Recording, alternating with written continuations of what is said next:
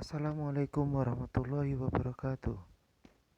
Anak-anakku sekalian, hari ini kita akan mempelajari pembelajaran 2 di halaman 17. Di situ kita disuruh mengamati gambar pawai budaya. Di situ nanti kalian mencari sebanyak-banyaknya bangun datar yang ada pada gambar di atas.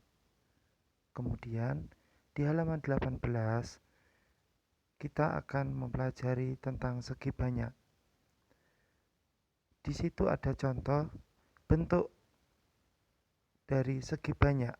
Kemudian ada bentuk yang bukan segi banyak. Ya. Di atas, yang atas itu yang tertutup, yang kurva tertutup itu merupakan segi banyak, dan gambar di bawahnya yang tidak berwarna itu adalah bukan segi banyak. Jadi berdasarkan bentuk di atas, diskusikan dengan kelompokmu atau mungkin dengan orang tuamu, apakah segi banyak adakah adalah kurva tertutup? Jelaskan. Yang kedua, apakah sisi segi banyak adalah garis lurus? Yang ketiga, apa itu segi banyak? Nah, di yang paling bawah ada penjelasan apa segi banyak itu. Segi banyak adalah kurva tertutup yang dibatasi oleh garis. Kemudian kita lihat halaman selanjutnya. Berdasarkan bangun datar yang kamu temukan pada gambar pawai budaya, kelompokkan mana yang termasuk segi banyak dan bukan segi banyak. Ya, kamu cari. Jadi segi banyak yang mana, bukan segi banyak yang mana, sesuai dengan gambar di halaman 17. Oke, saya lanjutkan. Nah, ini berikutnya kita disuruh mengamati lingkungan di sekitar kita. Bentuk segi banyak apa saja yang kamu temukan, dan bentuk bukan segi banyak apa saja yang kamu temukan. Tulis hasil pengamatanmu di bawah ini. Bila sudah, nanti kamu lihat halaman 21, halaman selanjutnya. Tahukah kamu sarang lebah yang terdiri atas segi banyak? Ya, di situ ada gambar lebah ya anak-anak, dan di dalam sarangnya. Di sarangnya itu ada bentuk sekumpulan segi 6 ya. Ya, itu adalah segi 6 adalah bentuk geometris yang paling sesuai untuk memanfaatkan sebagai bagian secara maksimum ya. Seandainya sarang lebah dibangun dengan bentuk lain, akan banyak bagian yang tidak terpakai. Jadi dengan bentuk segi 6, rumah lebah menjadi maksimum ya. Oke, kita lanjut ke halaman 22. Ya, di situ ada penjelasan apa tangram itu ya. Tangram terdiri dari 7 buah bangun datar seperti pada gambar di samping. Ya, kamu lihat. Tangram terdiri dari 7 buah bangun datar seperti gambar di samping. Oke. Oke, kita lanjut ke halaman berikutnya ya. Jadi maaf, ini kamu lihat itu tangram itu terbentuk menyerupai gambar di atasnya ya. Ada orang menari ya, tari Bali yang paling kanan. yang tengah membentuk rumah, dan yang paling kiri membentuk tarian. Tari mana itu? Ada yang tahu? Ya, dilanjutkan halaman 23.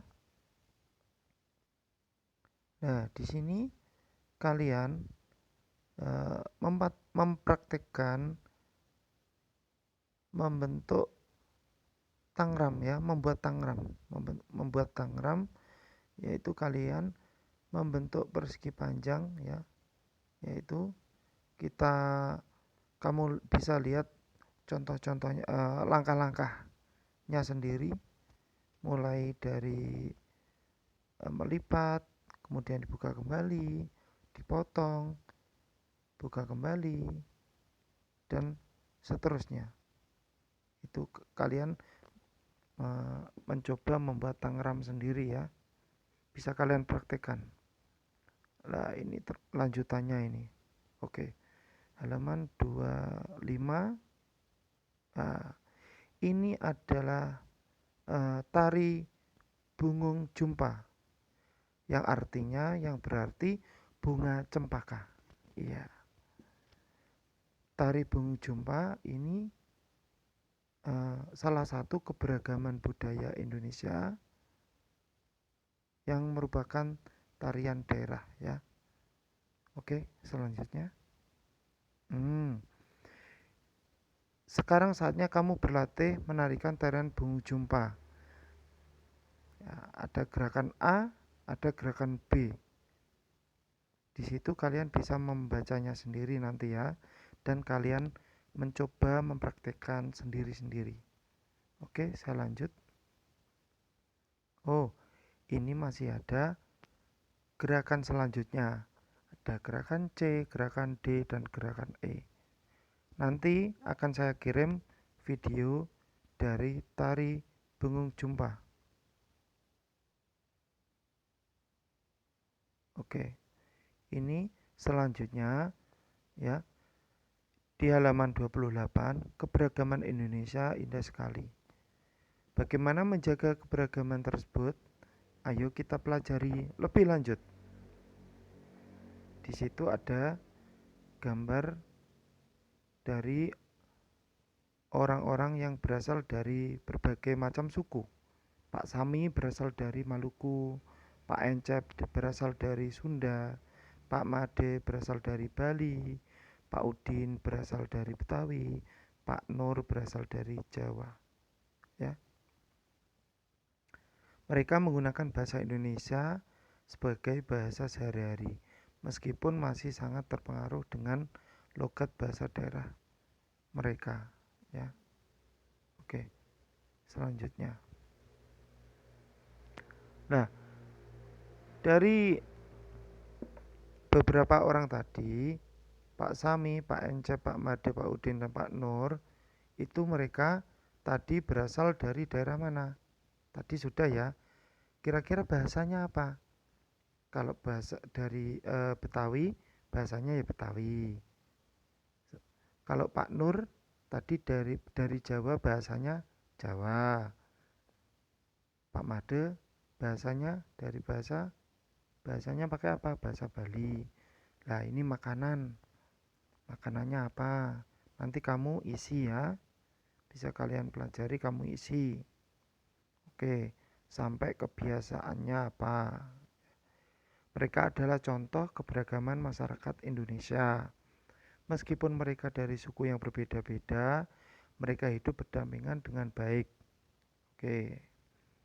Selanjutnya, ya ini ada bacaan yang berjudul Siap Menghadapi Musim Hujan. Nanti kalian baca ya. Oke, selanjutnya. Di situ selanjutnya ada pertanyaan sesuai dengan bacaan di halaman 29. Oke, kemudian kamu kerjakan ya. Bisa kamu kerjakan.